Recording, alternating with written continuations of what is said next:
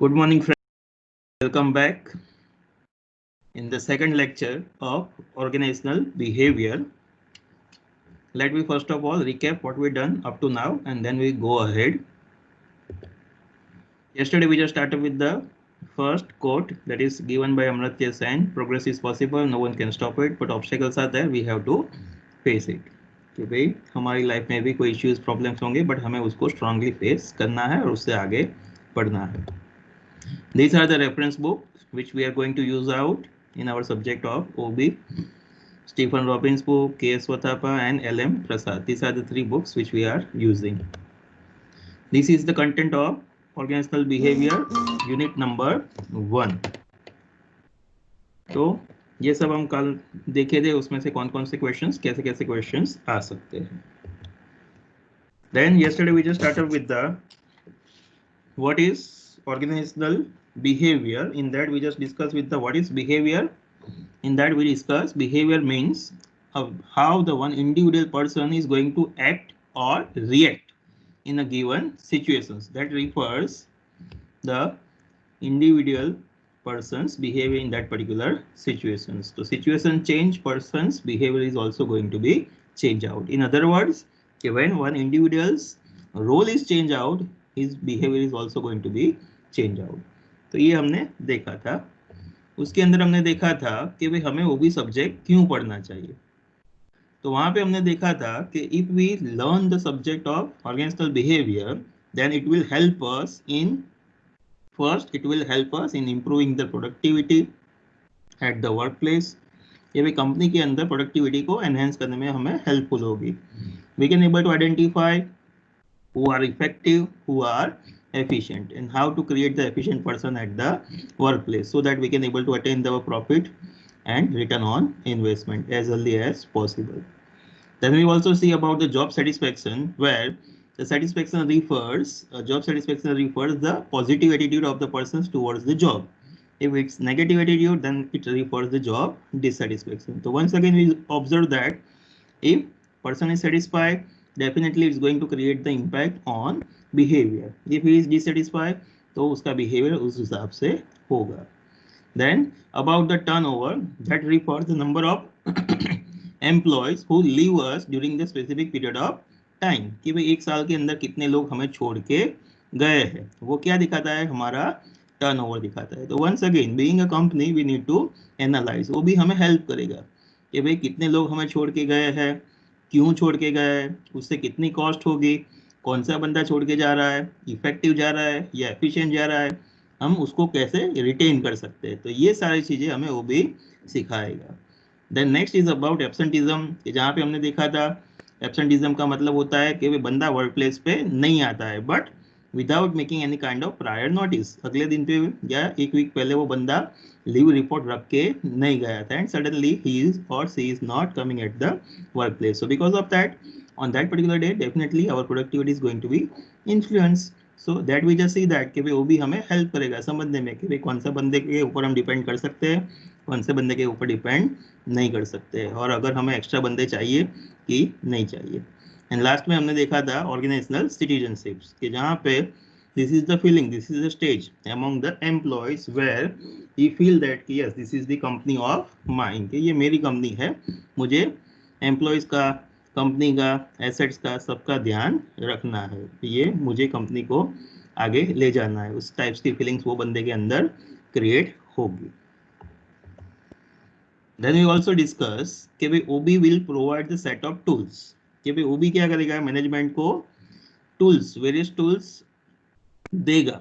For the purpose of what, for the purpose of first understanding, analysing and describing the behaviour of the people within the organisation. Company के अंदर जो लोग हैं उनका behaviour कैसा है वो आप समझ पाओगे, एनालाइज कर पाओगे और डिस्क्राइब कर पाओगे कि भाई ये बंदा कैसा है, ऑन टाइम आएगा नहीं आएगा, काम करेगा नहीं करेगा, लोगों को सपोर्ट करेगा कि नहीं करेगा, मैं कोई टीम के अंदर उसको रखूंगा तो वो टीम में काम करेगा कि नहीं करेगा. तो आप बेस्ड ऑन योर नॉलेज, वो भी knowledge you can able to understand, analyse and describe कि भाई आप कोई भी बंदे को एक्सप्लेन कर सकते हो, कि समझ सकते हो, सिंपल वर्ड्स में बोले दो कि भाई ये बंदा ऐसा क्यों है और ये ऐसा क्यों कर रहा है. Okay, so OB will help us in understanding the employees at our workplace.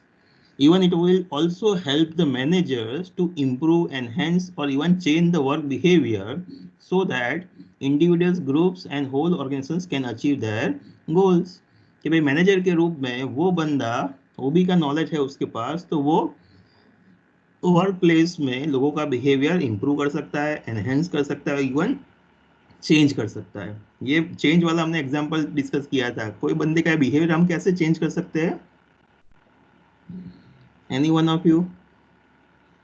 किसी का बिहेवियर हम कैसे चेंज कर सकते हैं? Yes, anyone?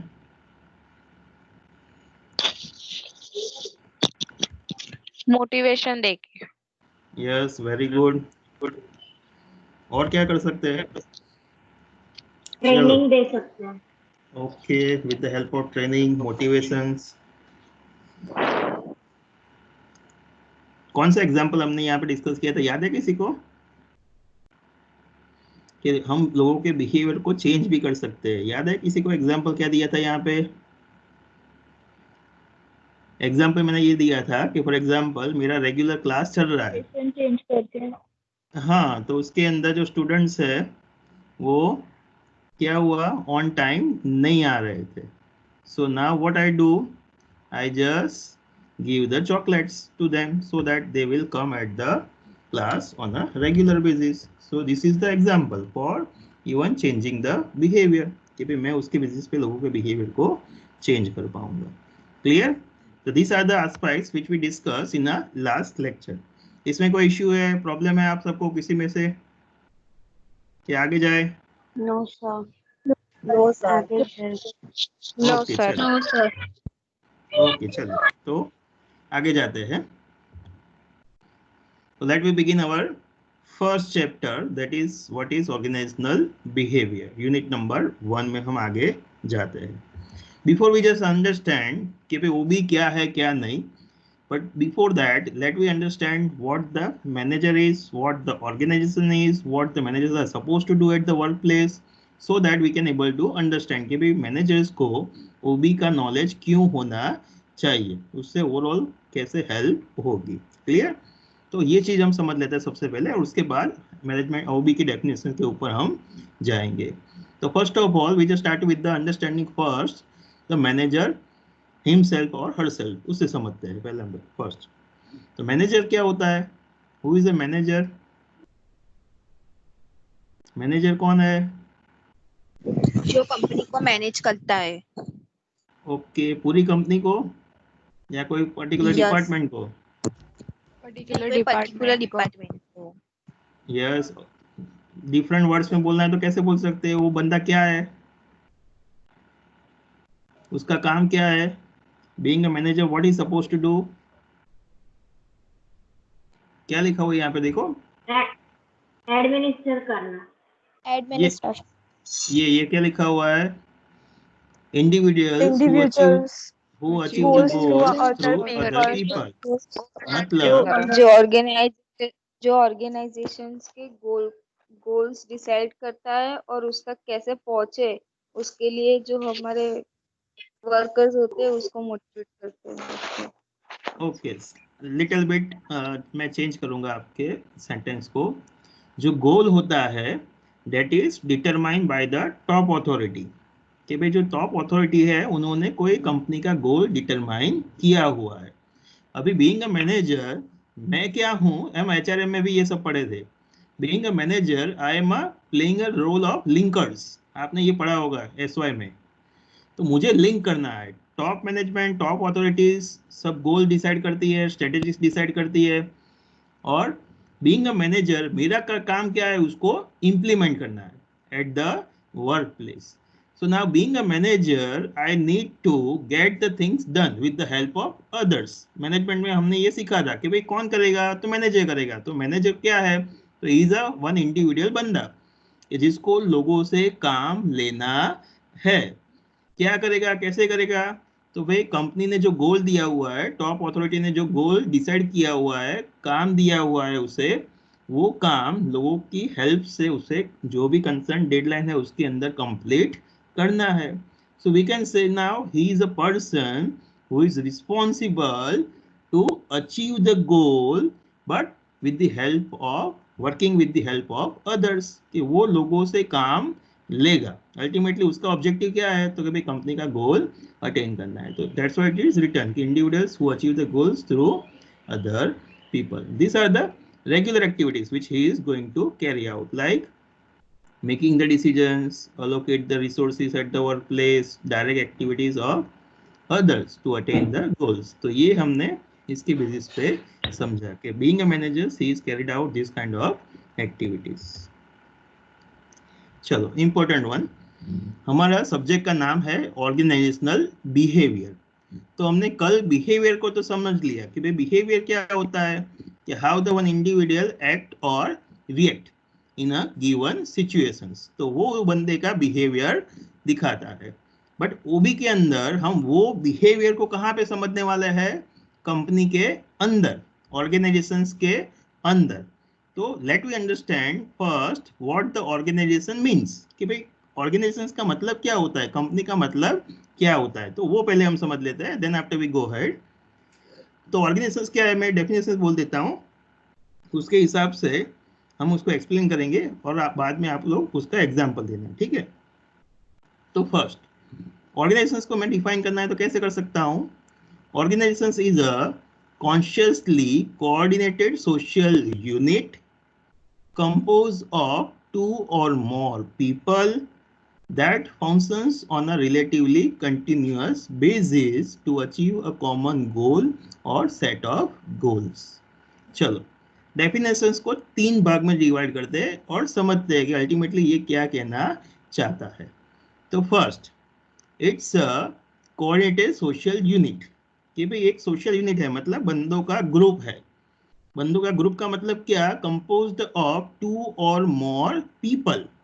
अगर कोई ऑर्गेनाइजेशंस को हमें डिफाइन करना है, कोई कंपनी को डिफाइन करना है, तो वहां पे मिनिमम कितने लोग चाहिए? तो भाई मिनिमम 2 लोग चाहिए. 2 या 2 से ज्यादा लोग इकट्ठा होंगे तभी वो सोशल यूनिट बनेगा, सोशल ग्रुप बनेगा. तो ग्रुप है तभी हम बोल सकते हैं कि यस ये कोई ऑर्गेनाइजेशंस है. कोई एक अकेला बंदा है तो उसे हम ऑर्गेनाइजेशंस नहीं बोलेंगे. So now first point is, एक सोशल यूनिट है कि जिसके अंदर 2 या 2 से ज्यादा लोग इकट्ठा होकर काम कर रहे हैं. They functions on a relatively continuous basis, मतलब कि वो लोग कांस्टेंट बेसिस पे काम करने चाहिए. ऐसा नहीं होना चाहिए कि भाई एक बार मिले, काम किया, काम खत्म. Then it's not a organization. कि वो बंदे जो भी काम कर रहे हैं वो कैसा होना चाहिए? रिलेटिवली कांस्टेंट होना चाहिए, over a period of time होना चाहिए. और ये सब क्यों कर रहे हैं? For the purpose of achieving the common goal और सेट ऑफ गोल्स. कि भाई सब बंदों का एक कॉमन गोल होना चाहिए, कि सब लोग इकट्ठा हुए हैं बट सबका अलग अलग गोल नहीं होगा. सबका गोल कैसा होगा? कॉमन गोल होगा. और इवन सेट ऑफ गोल्स, कि भाई बहुत सारे गोल्स भी हो सकते हैं. तो तीन चीजें हुई. First, 2 or more persons. Second, they must work on a continuous basis. And third, they must have a common goal. ये तीन चीजें अगर फुलफिल होती है तो हम उसे बोल सकते हैं कि yes this is the organisation. चलो आप इससे पहले कोई एक एग्जांपल दीजिए. चलो मुझे कोई ऑर्गेनाइजेशन बोलिए. किसे हम ऑर्गेनाइजेशन बोलेंगे? कोई एग्जांपल? यूनिवर्सिटी. Very good. और कोई? School. Yes land correct. Company. Reliance, very good. Tata, Birla, Adani, ये सबको बोल सकते हैं ऑर्गेनाइजेशंस. Pepsi, Coca Cola. तो this all are the organisations. चलो मैं एग्जांपल्स देता हूं, आप सबको बोलना है कि वो ऑर्गेनाइजेशंस है कि नहीं है. फॉर एग्जांपल 5 ऑफ यू, कि भाई हमारी गर्ल्स कॉलेज पे जो स्टूडेंट्स है उसमें से 5 स्टूडेंट्स ने इकट्ठा होके फतेहगंज में एक रेस्टोरेंट ओपन किया. 5 students of girls college come together and उन्होंने फतेहगंज में एक रेस्टोरेंट ओपन किया. और उन्होंने डिसाइड किया कि जो एमएस यूनिवर्सिटी के स्टूडेंट्स हमारे यहाँ पे खाने के लिए आएंगे तो उनको 10% डिस्काउंट देंगे। चलो, ये ऑर्गेनाइजेशन है, यस और no? Yes. Yes, sir. Yes. Answer, sir. Yes, very good, answer is yes. Yes.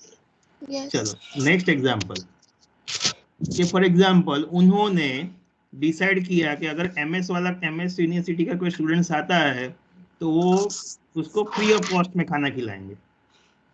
Is it a organisation? No. No. No, Sir, yes. No, sir. No. No. Yes, sir. Yes, sir. Yes, sir.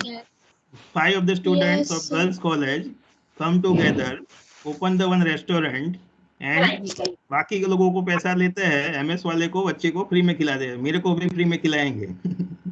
तो वो organisation है कि नहीं है?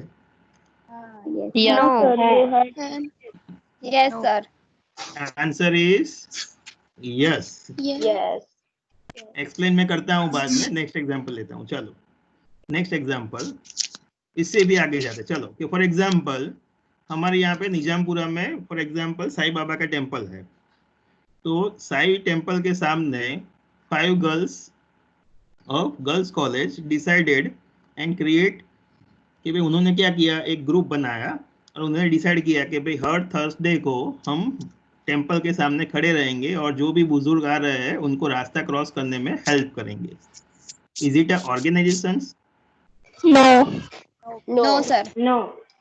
No. No, sir. Yes, sir. No. Yes, sir. It's an organization. Yes और no? Decide once again, I just explain in front of you Yes. कि भाई girls college में से हमारे Yes, sir. 5 गर्ल्स ने इकट्ठा होकर ग्रुप बनाया और उन्होंने डिसाइड किया कि अभी हर थर्सडे को हम वहाँ पे टेम्पल पे जाएंगे और जो भी बुजुर्ग लोग हैं उनको हेल्प करेंगे। इज इट अ ऑर्गेनाइजेशन और Yes. No.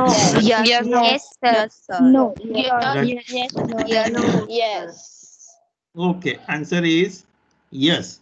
रजिस्टर्ड अनरजिस्टर्ड की बात नहीं करते हैं, बट इट इज यस। कैसे है मैं एक्सप्लेन करता हूँ। नेक्स्ट एग्जांपल, चलो One people. नेक्स्ट एग्जांपल कि फॉर एग्जांपल स्कूल एक स्टूडेंट्स ने स्कूल के लिए बोला, तो एज्यूम करो कि भाई आपने, आप में से 10 लोगों ने इकट्ठा करके पैसा इकट्ठा करके एक स्कूल ओपन किया, बट आप वहां पे बच्चों को फ्री ऑफ कॉस्ट में पढ़ाओगे। तो ये ऑर्गेनाइजेशन हुआ? Hua. Yes. Yes. Yes, sir. Yes, answer, sir. Yes, answer is, Yes. Yes. Answer is Yes. Yes. Answer is yes.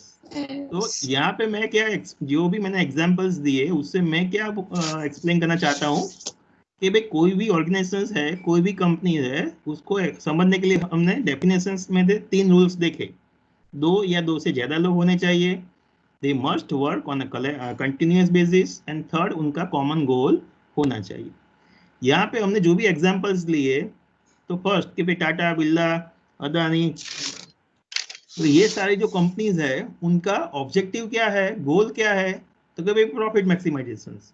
कि फॉर एग्जांपल रिलायंस वाले हैं तो हमने, हमारा ऑब्जेक्टिव है कि भाई सबसे ज़्यादा हमारे सब्सक्राइबर्स हो, हमारे सिम कार्ड सबसे ज़्यादा बिके, जियो सबसे ज़्यादा लोग यूज़ करें और उससे हमें सबसे ज़्यादा प्रॉफिट मिले। तो ये क्या हुआ, हमारा प्रॉफिट हमारा ऑब्जेक्टिव हो गया, गोल हो गया। सो बहुत सारे बंदे इकट्ठा होकर रिलायंस कंपनी में काम कर रहे हैं, कंटिन्यूसली काम कर रहे हैं, डे नाइट वो सेल करने की ट्राई करेंगे, over period of time subscribers increase होंगे और उनका गोल अटेन होगा। तो उनका गोल क्या हो सकता है, प्रॉफिट मैक्सिमाइजेशन होगा। ये सारे एग्जांपल्स हम डिस्कस कर रहे थे कि भाई आपने रेस्टोरेंट ओपन किया, आप टेम्पल के सामने खड़े हुए, बट आपका ऑब्जेक्टिव क्या है, फॉर एग्जांपल स्कूल ओपन किया, बट आपका ऑब्जेक्टिव क्या है, नॉन प्रॉफिट ऑर्गेनाइजेशन। आप क्या हो, एक एनजीओ हो, registered unregistered, that will be a quite different things, but यहाँ पे हम कैसे उसको एक्सप्लेन कर सकते हैं, you are the organizations, you are the group with the having a non-profit organizations or non-profit maximizations as your common goal, कि भाई आप लोगों को हेल्प कर रहे हो, आप सोशल रिस्पॉन्सिबिलिटीज फुलफिल कर रहे हो, कि भाई लोगों को, बुजुर्ग को रास्ता क्रॉस करने में हेल्प कर रहे हो। इवन सेटिस्फैक्शन, कि भाई मैं मेरे एमएस के स्टूडेंट्स को सेटिस्फाई करना चाहता हूँ कि सो दैट कि भाई फ्यूचर में वो मेरे दूसरा ऑब्जेक्टिव हो सकता है, बट अल्टीमेटली क्या है कि भाई एमएस वाले बच्चे को अच्छा खाना मिले, फ्री ऑफ कॉस्ट, तो ऐसे मैं दे रहा हूँ। तो मेरा ऑब्जेक्टिव कुछ भी हो सकता है, बट हमें ध्यान में क्या रखना है कि ये कंडीशंस फुलफिल होती है तभी हम उसको बोल सकते हैं कि yes this is the organisation और नॉट। क्लियर, समझ में आ गया क्या बोला मैंने? Any one of you Yes, क्या yes, बोला sir. मैंने? कैसे समझेंगे ऑर्गेनाइजेशंस के लिए क्या क्या होना चाहिए? Profit Two two or maximization. more people yes, Two or Two more or goals more work goals work at One by one. continuous And common goal. and common goal. One by one बोलो, सब लोग एक साथ मत बोलो, बरोबर? ये अगर क्लास होता है तो it will be more easy one, बरोबर? यहाँ पे बट मेरे को आप हैंड रेज भी कर सकते हो, बट दिखाई नहीं दे रहा है ये एक सीधी स्लाइड में, तो वन बाय वन आप बोल सकते हो, ठीक है? तो तीन चीजें अगर फुलफिल होती है तो हम उसके बेसिस पे बोल सकते हैं yes this is the organisation. तो कंपनी है कि जहाँ पे बहुत सारे लोग इकट्ठा होकर काम कर रहे हैं। चलो इसको हम बिहेवियर के साथ जोड़ देते हैं, फिर आगे जाते हैं। आपको डेफिनेशन समझ में आ गई होगी कि भाई ऑर्गेनाइजेशन और कंपनी का मतलब क्या होता है, कि भाई बहुत सारे लोग इकट्ठा होकर कंटिन्यूअसली काम करते हैं एक गोल के लिए, ऑब्जेक्टिव के लिए, तो उसे हम बोलते हैं ऑर्गेनाइजेशन, कंपनी। तो यहाँ पे ये पहला जो पॉइंट था कि भाई दो या दो से ज्यादा लोग, मतलब हमारी कंपनी के अंदर कोई एक बंदा नहीं है, बहुत सारे लोग इकट्ठा होके काम करने वाले हैं। तो उस टाइम पे क्या होगा, जब हमारे पास बहुत सारे बच्चे होते हैं, बहुत सारे एम्प्लॉयज होते हैं, तो हमें क्या करना पड़ेगा, उनको मैनेज करना पड़ेगा। और कौन मैनेज करेगा? Answer is Manager. Manager. Manager. उनसे काम कौन लेगा? मैनेजर, बराबर? मैनेजर। और उनसे कौन बोलेगा कि भाई तेरे को ये करना है, तेरे को ये करना है? मैनेजर बोलेगा। उनकी एक्टिविटीज का ध्यान कौन रखेगा? तो कभी मैनेजर रखेगा। तो कभी कंपनी के अंदर बहुत सारे लोग इकट्ठा होकर काम कर रहे हैं, तो उनको हैंडल करने के लिए हमें मैनेजर चाहिए, जो लोगों के काम के ऊपर ध्यान रखेगा, लोगों को काम देगा, उनसे काम लेगा, सो that at the and company का जो गोल हमने डिसाइड किया है उसको हमें अटेन करना है। तो we can say yes he is a manager who is responsible for all of this. ये भी हमने पढ़ा था। चलो आगे जाते हैं, फटाफट देख लेते हैं। ये सब आपने ऑलरेडी पढ़ लिया है, इन योर एफआई में आता था ना ये, तो मैनेजरियल फंक्शंस एफआई में आप ऑलरेडी पढ़ लिया है।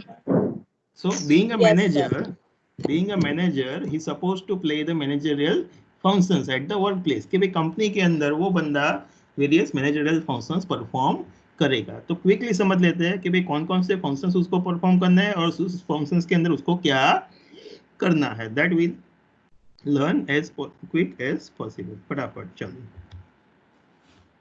तो फर्स्ट होता है planning. So in this stage plan करना है, बट क्या प्लान करना है? This process that includes defining the goals, establishing the strategies, developing the plans to coordinate the activities, predicting the future at present। कि भाई company के अंदर हमें प्लानिंग स्टेज के अंदर डिसाइड करना है भाई क्या करना है, हमारा गोल क्या है, गोल को अटेन करने के लिए हमें क्या करेंगे, कैसे करेंगे, WH questions, what, when, why, how, ये सारी चीजें हमें इनिशियल स्टेज में ऑन पेपर सब प्रिपेयर करना है। चलो मैं एक एग्जांपल देता हूँ, उसके बेसिस पे आपको बताना है कि ये स्टेज के अंदर क्या होगा, ठीक है? कि for example we are the construction company, for example चलिए कि भाई हमारी कंस्ट्रक्शन कंपनी है और हमारी कंपनी को एक गवर्नमेंट का प्रोजेक्ट मिला है ब्रिज बनाने के लिए ओपी रोड पे, कि भाई ओपी रोड पे हमें एक ब्रिज बनाना है और वो ब्रिज हमें 2022 तब बना देना है। वी आर इन 2020, हमारे पास 2 साल है, तो 2022 के तक हमें वो ब्रिज कंप्लीट करना है और वो कॉन्ट्रैक्ट हमें मिला है। तो फर्स्ट स्टेज प्लानिंग स्टेज, उसके अंदर क्या करेंगे? चलो बोलो फटाफट। Yes anyone of you? Planning में क्या आएगा सबसे पहले? Defining goals. ओके, हमारा गोल क्या है यहाँ पे? 2 साल में हमें कॉन्ट्रैक्ट कंप्लीट करना है। कोई स्पेसिफिक डेडलाइन के अंदर हमें क्या करना है? काम करना है कि भाई बिफोर द 2022 हमें ये ब्रिज बनाना है। तो स्ट्रेटेजीज बनानी होगी भाई क्या करेंगे, कैसे करेंगे, कितना मटेरियल्स लगेगा, कितने लोग लगेंगे, कौन कौन से कहाँ से हम वो सब मटेरियल्स लाएंगे। तो ये सारी चीजें हमें प्लानिंग स्टेज के अंदर डिसाइड करनी पड़ेगी। Even we need to coordinate कि भाई कैसे करेंगे, कहाँ पे करेंगे। तो ये सारी चीजें प्लानिंग स्टेज के अंदर आप डिसाइड करोगे। फटाफट चलो जल्दी से next, organising, where you are going to determine what tasks are to be done, who is going to do that, how the tasks are to be grouped, who report to whom, and where the decisions are to be made. In other words, you are going to prepare the organizational chart कि भाई आप chart बनाने वाले हो कि भाई कौन कौन सी एक्टिविटीज करनी है, वो एक्टिविटीज कौन से डिपार्टमेंट की आएगी, कौन से एरियाज की आएगी, उसके अंदर कौन कौन से लोग रहेंगे, कौन सा बंदा किसको रिस्पॉन्सिबल रहेगा, कौन किसको रिपोर्टिंग करेगा, और कैसे वो सब मैनेज होगा। तो वो आप ऑर्गेनाइजेशनल स्ट्रक्चर आप वहां पे डिटरमाइन करते हो। चलो हमारे एग्जांपल में क्या होगा, कौन कौन से हमें ग्रुपिंग ऑफ एक्टिविटीज, कौन कौन सी एक्टिविटीज को हम ग्रुप कर सकते हैं। एनीवन? ब्रिज बनाना है तो कौन कौन सी एक्टिविटीज को हम ग्रुप करेंगे, बोलिए। Material, labour. ओके, तो कैपिटल। फॉर एग्जांपल हमने एक्टिविटीज को क्लासिफाई कर दिया कि for example there will be a activities relating to the raw materials, activities relating to the human resource, activities relating to the finance, activities relating to the other instruments. तो उस हिसाब से हमने divide कर दिया, उस हिसाब से लोगों को अलोकेट कर दिया और वो लोग उसके हिसाब से काम करेंगे। हर एक के डिपार्टमेंट के अंदर, हर एक के एरिया के अंदर हमने सुपरवाइजर आइडेंटिफाई कर दिया और वो मैनेजर्स को रिपोर्ट करेगा, लाइक दैट। तो उसे बोलते हैं organising. Then next chapter is directing or leading. It's the functions which includes motivate the employees, direct the others, select the most effective communication channels and resolve the conflicts or issues. तो question ये है, आप पढ़ के आएंगे कि भाई planning कर दिया मैंने, ऑर्गेनाइजेशन स्ट्रक्चर भी बना दिया, लोगों को काम भी दे दिया, अथॉरिटीज एंड रिस्पॉन्सिबिलिटीज भी दे दिया, but even after that I need to do the directing कि भाई मुझे लोगों को काम बताना पड़ेगा, मोटिवेट करना पड़ेगा, एनकरेज करना पड़ेगा। तो क्वेश्चन है क्यों वो अपने हिसाब से काम नहीं कर पाएंगे, क्यों मुझे उनको लीड करना पड़ेगा? नहीं, क्योंकि वो ज्यादा अच्छे से काम कर सके। Yes, for the purpose of getting the effective work from them, efficient work from them. तो हमें क्या करना पड़ेगा, कंटिन्यूअसली उनको मॉनिटर करना पड़ेगा, ऑब्जर्व करना पड़ेगा, देखना पड़ेगा कोई बंदा सही तरीके से कर रहा है नहीं कर रहा है, हमें उसको एक्सप्लेन करना पड़ेगा, इवन मोटिवेट करना पड़ेगा, चल भाई तू बहुत अच्छा कर रहा है और अच्छा कर, लाइक दैट। तो हमें उनको डायरेक्ट करना है, लीड करना है, मोटिवेट करना है, और even proper communication must be there कि भाई हमें बंदे से क्या एक्सपेक्टेशंस है, उसको क्या करना है। तो ये सारी चीजें हमें क्लियरली कम्युनिकेट करनी चाहिए, उससे कुछ छुपाना नहीं चाहिए कि भाई तेरे को ये करना है, ऐसे ऐसे करना है, तो कुछ भी कर बट ये काम कर। और कोई issues, problem, conflict on the job होता है, ऑन साइट होता है, तो हमें उसको रिजोल्व करना है सो दैट कि भाई हमारा प्रोजेक्ट ऑन टाइम चले। And last one is a controlling कि जहाँ पे being a managers you are going to monitor the activities to ensure that they are accomplished as planned and correcting any significant deviations if it is there। मतलब manager के रूप में हमें क्या करना है, देखना है, ऑब्जर्व करना है, चेक करना है कि भाई हमने प्लान क्या किया था और एक्चुअल में किया जा रहा है। कि भाई हम over a period of time देखेंगे कि भाई हमारा जो काम है, एक्टिविटीज है, वो प्लान के हिसाब से हो रहा है कि नहीं हो रहा है। कि for example we are in 2020 और हमारा प्रोजेक्ट खत्म करना है 2022, तो जो प्लान किया था उसके हिसाब से काम हो रहा है कि नहीं हो रहा है। अगर डेविएशन है मतलब डिफरेंस है कि जो हिसाब से डिसाइड किया था वो नहीं हो पा रहा है, then we need to change the activities कि भाई हमें एक्टिविटीज को चेंज करना पड़ेगा, स्पीड अप करना पड़ेगा, so that at the end we can able to attain the our task. तो ये पीओडीसीज है जो managerial functions managers work place पे परफॉर्म करता है। चल फटाफट नेक्स्ट आगे देख लेते हैं, roles. Being a manager, he also play the various kinds of roles at the workplace। और उसका रोल चेंज होता है तो उसका बिहेवियर भी चेंज होता है। आपकी एग्जाम में नहीं है but simple for understanding purpose ये सब हम देख रहे हैं। तो क्विकली देख लेते हैं, what type of roles a managers are suppose to play at the workplace. तो first is interpersonal role. Interpersonal role का मतलब क्या होता है? Being a one individual, being a one manager, he suppose to interact with the person to person, कि भाई दो बंदों के बीच में या दो से ज्यादा लोगों के बीच में वो इंटरेक्ट करता है. तो उस टाइम पे वो कौन सा रोल प्ले कर रहा है? He is playing a role of interpersonal role, कि जहाँ पे लोगों के बीच में जाके लोगों से बात कर रहा है, तो वो इंटरपर्सनल रोल प्ले कर रहा है. वहाँ पे वो कौन कौन से टाइप्स के रोल्स हो सकते हैं, ये सब उसके सब पॉइंट्स है. Figure head role, leader role and liaison role. कि फिगर हेड में क्या होगा? He is a symbolical head, कि वो वहाँ पे जाके जो भी बोलेगा वो क्या दिखा रहा है? वो पर्टिकुलर डिपार्टमेंट या पर्टिकुलर फैकल्टीज बोल रही है ऐसा दिखाएगा. फॉर एग्जाम्पल, चलो फैकल्टी ऑफ कॉमर्स में डीन सर आके बोलते हैं कि चलो भाई कल से छुट्टी, तो ये कौन बोल रहा है? He symbolical head of that particular organisation. तो हम बोल सकते हैं कि चलो भाई फैकल्टी ऑफ कॉमर्स ने बोला कि भाई कल से छुट्टी. फॉर एग्जाम्पल, चलो धीरू भाई अंबानी ने आके बोला कि भाई कल से इंटरनेट फ्री, तो ये किसने बोला? सिंबॉलिकल हेड ऑफ जियो. तो हम बोलेंगे भाई कंपनी ने बोला है कि कल से इंटरनेट फ्री में मिलेगा. So he is playing a role of figure head, कि जहाँ पे आएगा बंदा और कोई पर्टिकुलर इंफॉर्मेशन हमें देगा, but person to person. He may play the role of leaders. वहाँ पे क्या करेगा? He is responsible for motivating and directing the employees, कि भी लोगों को लीड करेगा, मोटिवेट करेगा, बातचीत करेगा, लोगों को समझेगा और उनसे अच्छी तरह से काम लेना है. लियाजन, तो वहाँ पे उसको नेटवर्क मेंटेन करना है, लोगों से बातचीत करनी है, रिलेशंस एस्टेब्लिश करना है, सो दैट इनसाइड आउटसाइडर्स से, so that he can get the proper information, कि भाई उसको वो हेल्पफुल होगा, तो उसके लिए वो बंदा लियाजन रोल प्ले करेगा. बट ये सब कहाँ पे आता है? इंटरपर्सनल रोल में. पर्सन टू पर्सन इंटरेक्ट करेगा, तो उस टाइम पे रोल प्ले कर रहा है इंटरपर्सनल रोल. चलो check. Next is informational role, कि जहाँ पे बंदा इंफॉर्मेशन दे रहा है, तो उस टाइम पे वो कौन सा रोल प्ले कर रहा है? Informational role. Either he is receiving the information और giving the information, that is called informational role. उसके अंदर भी सब पॉइंट्स है. लाइक फर्स्ट इज मॉनिटर, कि जहाँ पे वो क्या करेगा? Receives the wide variety of information, serves as the nerve centres of internal and external information of the organisations.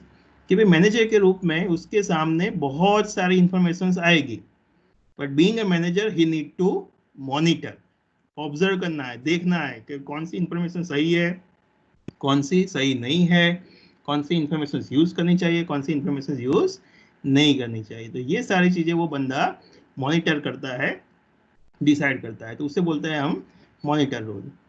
डिसेमिनेटर्स, वहां पे क्या करेगा? वो बंदा डिसेमिनेट करेगा. डिसेमिनेट कर आपको, he will transmit the information received from the outsiders or from the other employees to the number of members of the organizations.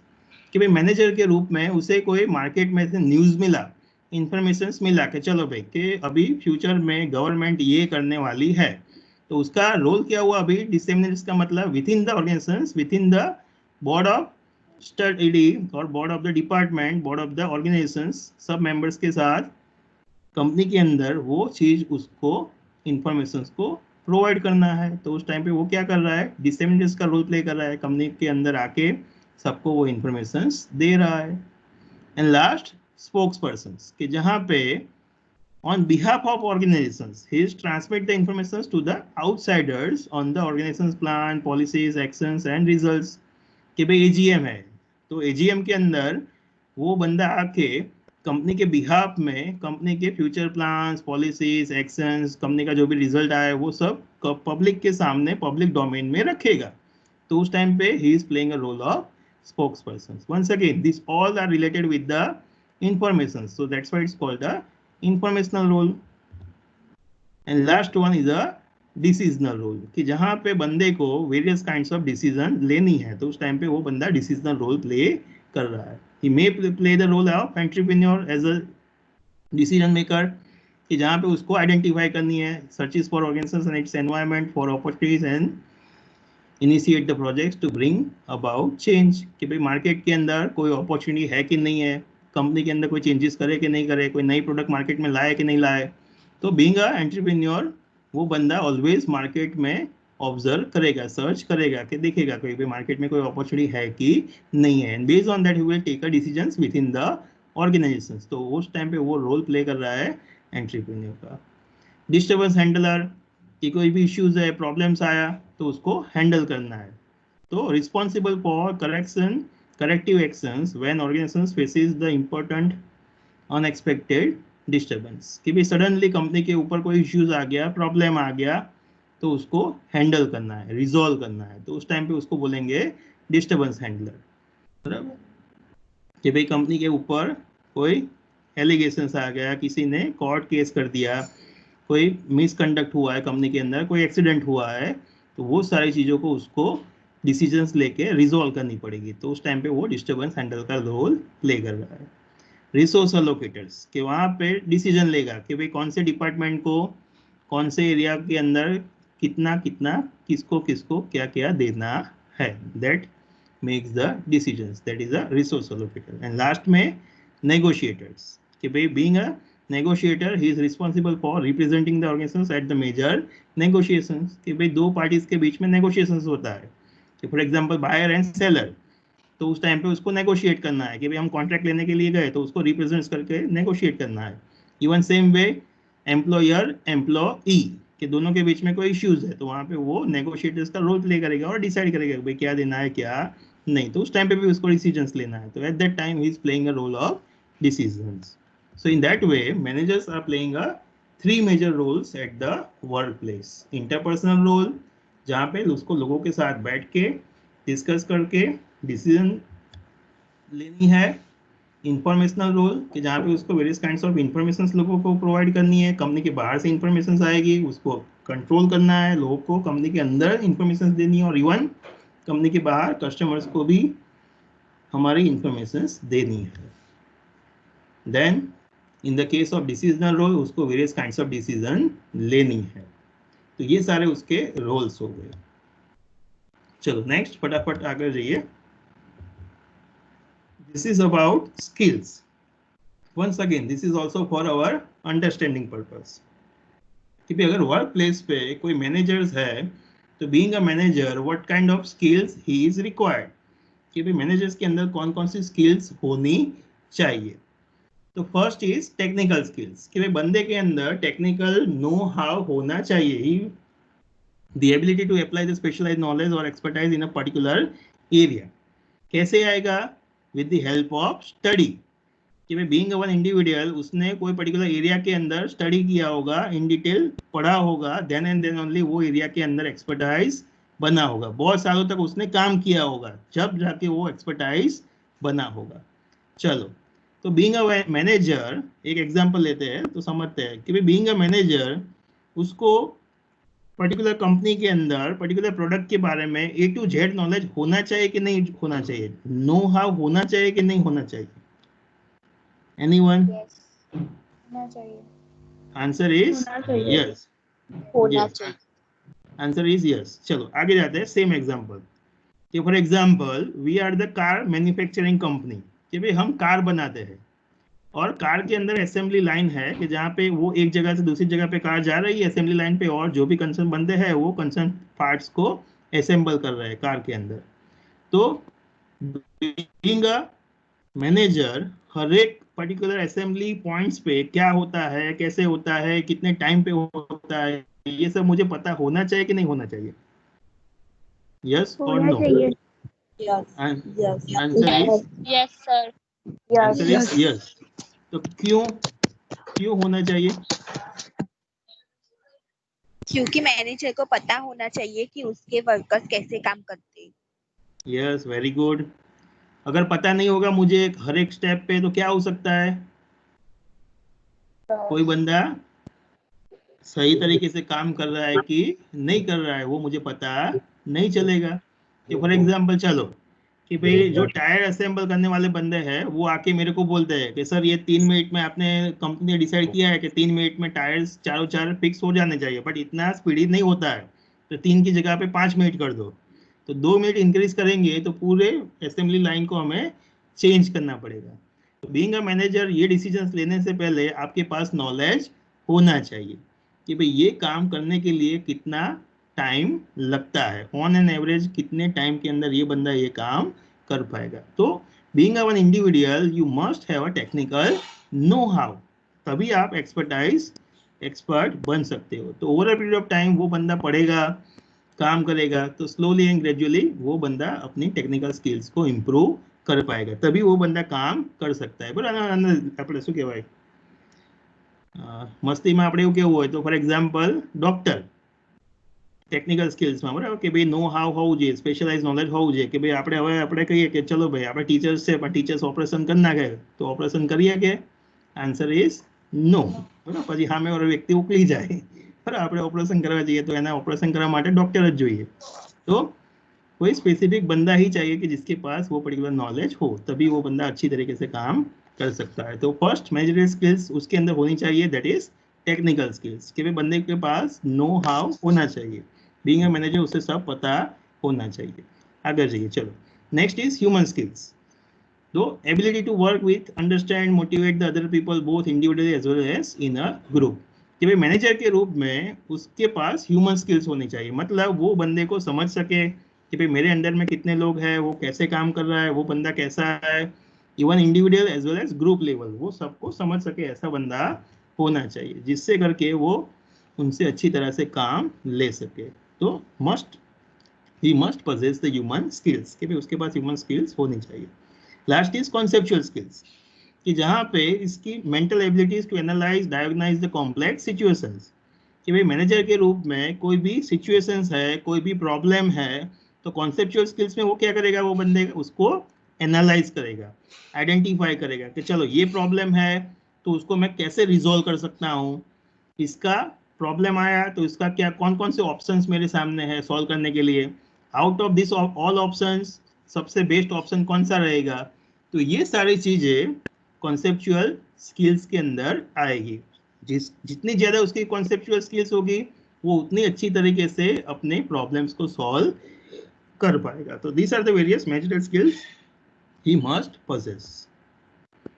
चलो फटाफट જોઈ લઈએ અને આના પછી આપણે થોડું રિવિઝન કરીને પૂરું કરીએ। તો now next is effective versus successful person at our workplace, कि भाई मैनेजर्स जो होते हैं उनमें से दो तरीके के मैनेजर्स होते हैं। एक है सक्सेसफुल, जो फटाफट अपने पर्टिकुलर फील्ड के अंदर बहुत जल्दी से आगे चला गया, बट इफेक्टिव बंदा है जो हार्ड वर्किंग होगा, फुल्ली कॉन्ट्रीब्यूटेड होगा, अपना काम बहुत ही अच्छी तरीके से करेगा, and definitely he will go but in a long run, कि भाई उसका प्रमोशंस होगा, टॉप मैनेजमेंट पे पहुंचेगा, बट लॉन्ग रन में पहुंचेगा, और वो इफेक्टिव बंदा है। और ये कैसा है, सक्सेसफुल बंदा है।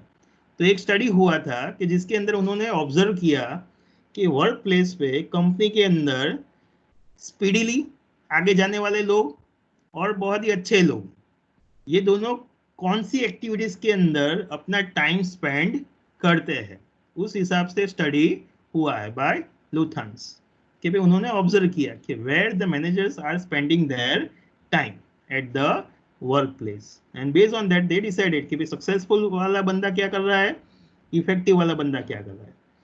तो एक्टिविटीज है उनको 4 मेजर पार्ट्स में उन्होंने डिवाइड किया।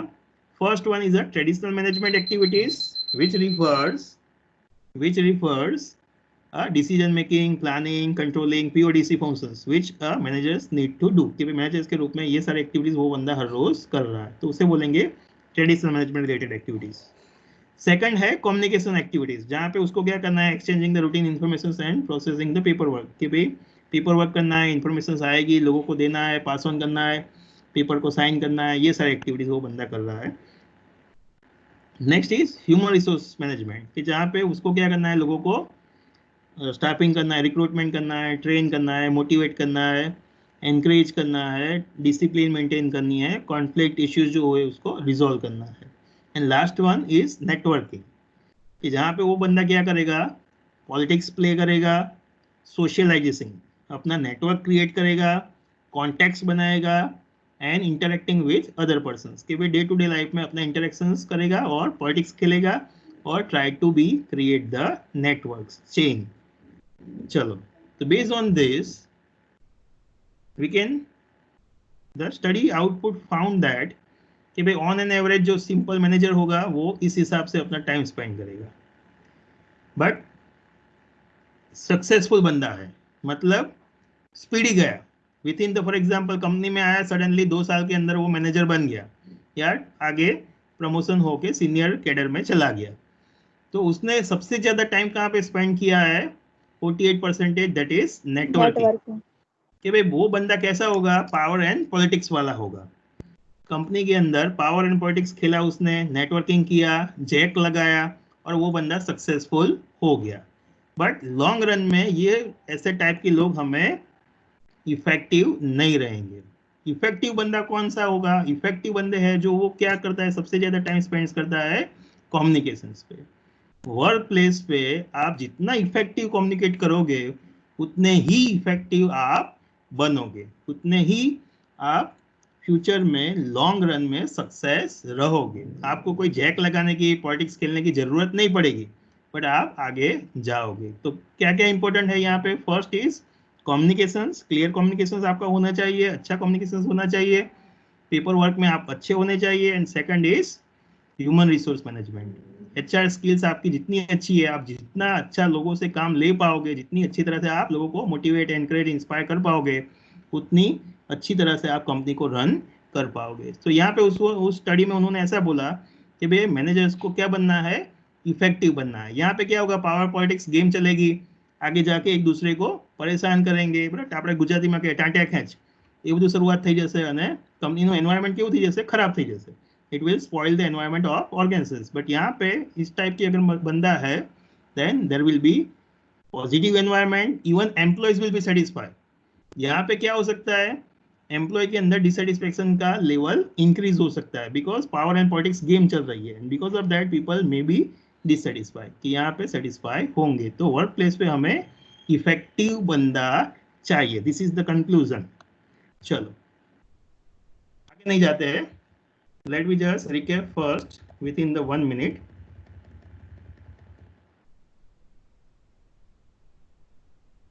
Sure.